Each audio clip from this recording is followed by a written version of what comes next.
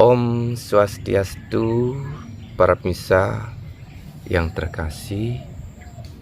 Dalam video ini saya ingin berbagi, ini agak pilak-pilak sedikitnya, terganggu ini. Nah, saya ingin berbagi tentang nilai filosofi dari ngebat bikin lawar ya.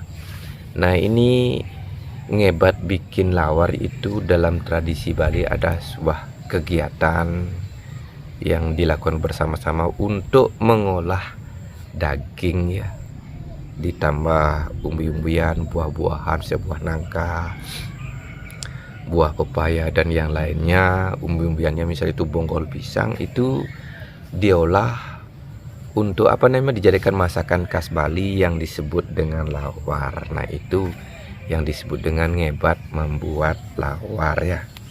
Nah, para pemirsa, di balik kegiatan ngebat membuat lawar itu kok di pikiran saya ada nilai filosofi atau nilai spirit yang muncul. Nah, kebetulan saya kan sebagai orang yang mencoba menekuni spiritual itu dalam kehidupan bermasyarakat, itu saya turut serta. Kalau ada teman tetangga bikin upacara keagamaan itu saya ikut bantu bikin lawar.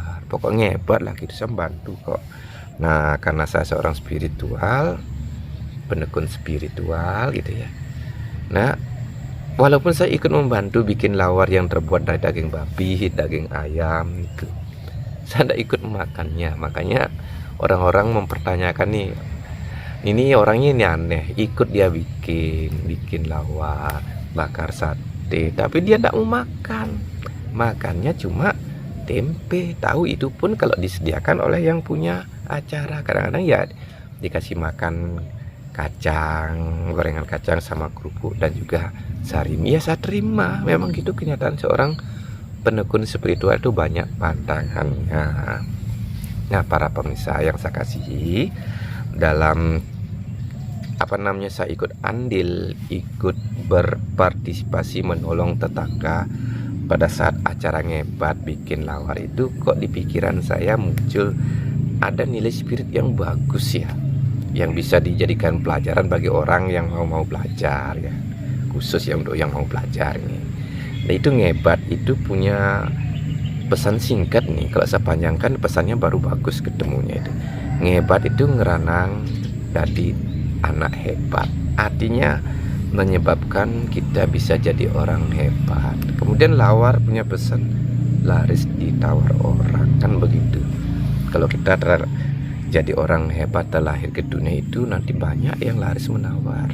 Misal kita punya keahlian di bidang montir misalnya, kita hebat di bidang itu, pasti banyak yang nawar. Orang akan mencari-cari di mana ada montir yang hebat, pasti akan dicari. Kemudian dari satu orang memberitakan, menyebar kemana-mana. Jadinya kita bisa laris ditawar orang.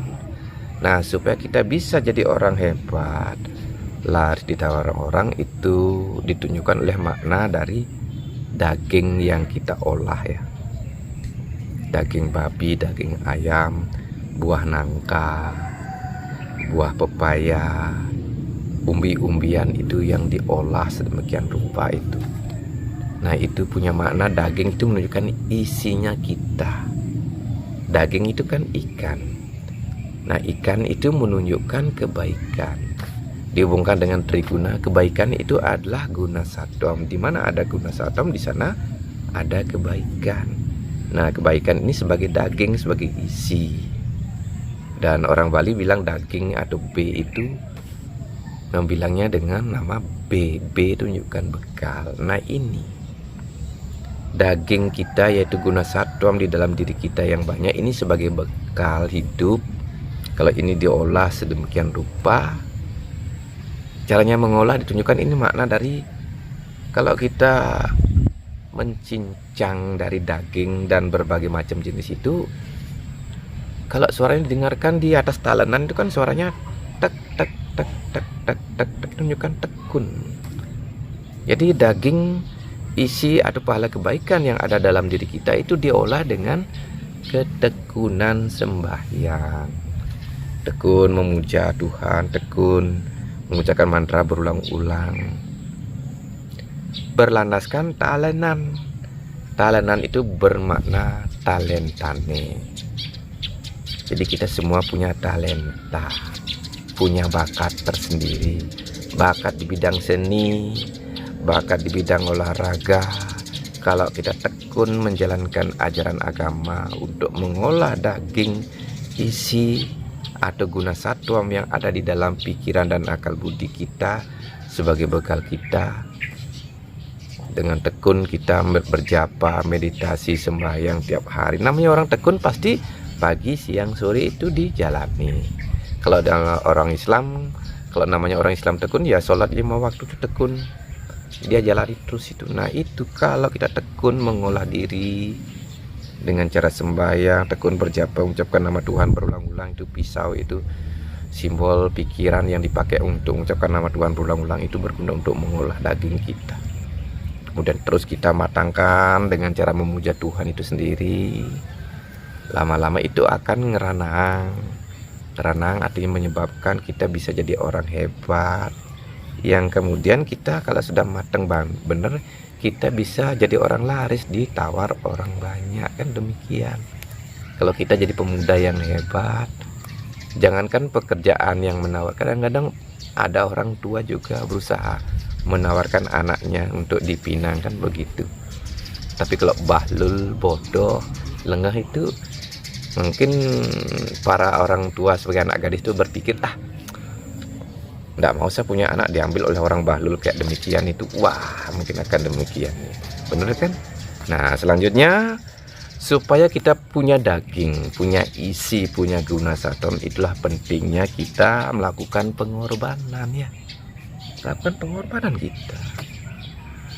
Seperti ayam, daging, babi itu, supaya dagingnya bisa kita ambil, kita gunakan, kan harus dipotong dia, disembelih dia. Nah itu ya. Nah dalam hal ini untuk memotong supaya kita punya nilai kebaikan, menghasilkan guna satwam di dalam diri kita, itulah kita punya keinginan ya. Kita punya keinginan yang dipotong. Nah keinginan ini di dalam Weda itu bersumber dari sifat rajas. Tidak adanya guna rajas dalam diri kita itu membuat kita ada keinginan. Keinginan kita macam-macam, ingin main, ingin kerja dan lain sebagainya. Nah keinginan ini yang untuk duniawi kita korbankan ya. Jadi guna rajas yang ada dalam diri kita yang mendorong kita hanya untuk menuruti keinginan, ada nafsu, itu yang dipotong, yang dikorbankan. Kita gunakan, potong waktunya di pagi hari untuk sembahyang dulu, itu sudah mengorbankan waktu. Ketika waktu yang dikorbankan, sesungguhnya di dalam diri kita adalah keinginan kita yang dikorbankan, yang dipotong. Nah ketika kita sembahyang memuja Tuhan, pada saat itu kita kan mengucapkan mantra suci ya, melantunkan pujian kepada Tuhan, dan dibarengi dengan pengucapan mantra berulang-ulang. Nah mantra yang diucapkan berulang-ulang atau doa-doa pujian kepada Tuhan itulah sebagai sarana atau yang berguna atau berfungsi untuk memotong guna rajas di dalam pikiran dan akal kita ya, terpotong kita ya. Nah ketika guna rajas terpotong, yang dalam bentuk keinginan itu terpotong oleh mantra yang kita ucapkan, daripadanya menghasilkan guna satwam, dilambangkan oleh, kalau ayam sudah dipotong, menghasilkan daging ayam atau ikan ayam yang nantinya bisa diolah, bisa dimakan yang rasanya enak. Sekiranya demikian. Kalau guna rajas di dalam diri kita, kita potong, daripadanya akan menghasilkan guna satwam. Seperti kita ketahui, kalau kita punya ayam di rumah banyak, itu kan yang dipotong tidak semuanya, cuma seberapa aja, yang lainnya masih disisakan. Gitu juga keinginan kita, tidak semuanya kita potong, hanya ya kita potong barang 1 jam misal pagi hari ya. Sisa waktunya itu untuk misalnya mulai jam 7, 8, 9, 10 kan masih bisa kita gunakan keinginan kita untuk bekerja, untuk bepergian, untuk nonton, untuk main-main masih bisa. Tapi sisa waktu itu kita di pagi hari kita potong waktunya. Pada saat itu guna rajas kita terpotong, sorenya juga kita potong. Akhirnya kita akan memiliki guna satwam di dalam pikiran kita. akan memiliki nilai kebaikan sebagai bekal kita supaya hidup kita menjadi lebih enak, lebih nyaman, lebih tenang, kan demikian ya. Sama halnya kalau di masyarakat, orang tua punya anak kok susah sekali dikasih tahu, nggak mau diperintah. Itu karena apa? Ibarat ayam itu dagingnya nggak dipotong. Daging ayam yang belum dipotong dibawa lari sana kemari kan nggak bisa dimakan. Tapi kalau sudah dipotong kan bisa dimakan. Demikian juga anak-anak yang tidak bisa diperintah, yang tidak enak diperintah, pokok dia melawan, menentang, itu karena nafsunya masih utuh, tidak dikorbankan. Coba ajarkan mereka dari kecil sembahyang, sore sembahyang, ini dijadikan kebiasaan supaya dia berlanjut. Karena untuk pembiasaan ini perlu melatihnya sejak kecil ya. Kalau sudah besar dipaksakan ya seperti kita mengejar ayam, mungkin lari tunggang langgang dia ke sana kemari. Disuruh sembahyang dia menentang, melawan, seperti ayam mau ketangkap. Nah, kecuali dipaksa rame-rame, dikasih masa, digebui masa, baru mungkin seperti ayam itu dilempari, mau nangkap susah terpaksa dilempar, baru ayamnya bisa ketangkap. Itu juga kalau kita punya anak sudah gede, disuruh sembahyang tidak mau, nanti ketika banyak masalah memukuli mereka beramai-ramai, masalahnya menggebuki, itu baru mereka sadar untuk melakukan sembahyang. Nah, ketika itu kalau mau sembahyang berarti guna rajasnya sudah terpotong itu ya.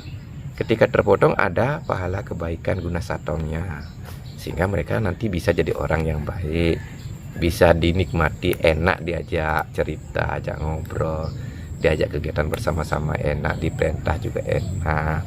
Demikian juga jangan hanya kita berharap orang lain baik pada diri kita, kita juga berusaha supaya kebaikan kita berguna bagi orang lain.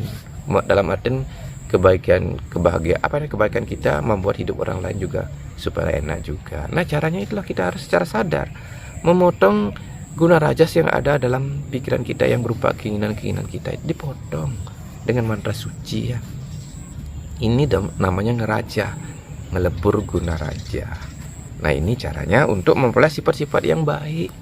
Kalau tidak dipotong, tidak ada kebaikan kita. Bener, kita jadi orang seperti ayam yang utuh mau dimakan. Siapa mau makan ayam mentah? Tidak ada. Itu juga kebaikannya mentah. Cuma bisa main perintah aja. Diperintah malah mementahkan, kan begitu. Itu namanya kebaikan masih mentah, belum terpotong dan belum dimasak. Nah, ini sembahyang lama-lama itu juga berguna, langsung mematangkan. Selain memotong juga langsung mematangkan di hadapan Tuhan ya. Tuhan dilaksana api juga, dia nanti akan mematangkan dari pahala kebaikan kita yang kita peroleh dari mau mengorbankan kita punya raja di dalam diri. Dengan cara itulah waktunya kita pakai untuk ingat Tuhan. Nah, ketika kita melakukan ada tetangga kita mengundang kita untuk kegiatan bikin lawar beramai-ramai, nah itu punya mana secara filosofi.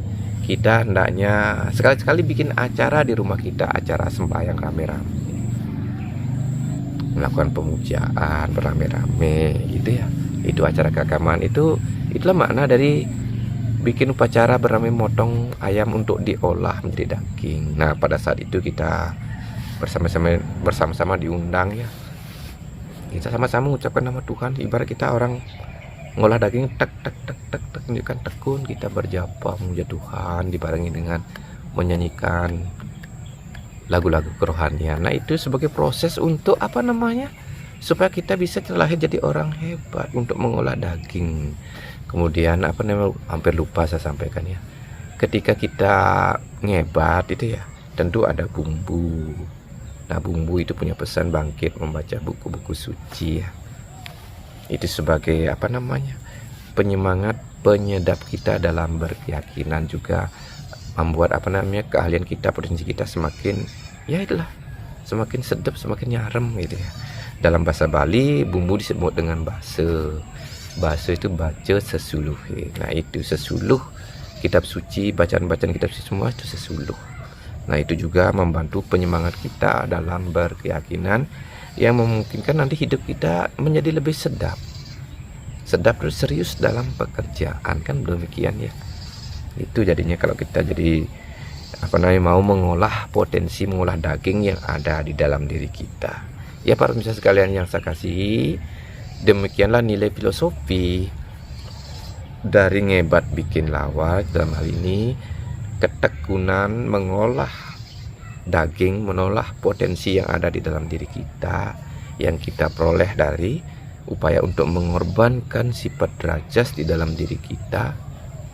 Nah itu dengan ketekunan mengolahnya, kita itu yang ranang jadi orang hebat, ngebat ya, yang artinya yang menyebabkan kita jadi orang hebat sesuai dengan talenta nih, sesuai dengan bakat kita masing-masing. Kalau kita sudah jadi orang hebat sesuai dengan bakat kita masing-masing, niscaya kita jadi orang bisa laris ditawar oleh orang lain karena kita memiliki keahlian atau memiliki kehebatan di bidang talenta kita masing-masing. Pemirsa, saya cukupkan dulu cerita saya sampai di sini. Di akhir cerita, sebagai manusia biasa yang tak luput dari kekurangan, saya mohon maaf yang sebesar-besarnya, dan saya akhiri dengan ucapan Parama Santi Om, Santi Santi Santi Om. Dan ingat satu hal lagi, tolong ya bantu subscribe dan bisa juga di share ke teman-teman, siapa tahu ini berguna. Nah, berbagi juga itu kan sebuah upaya untuk berbuat baik ya, untuk mengumpulkan pahala kebajikan yang nanti pahalanya itu untuk menambah isinya kita punya pikiran dan akal budi yang memungkinkan kita jadi orang berpotensi. Terima kasih atas kesediaan para pemirsa telah menonton saya.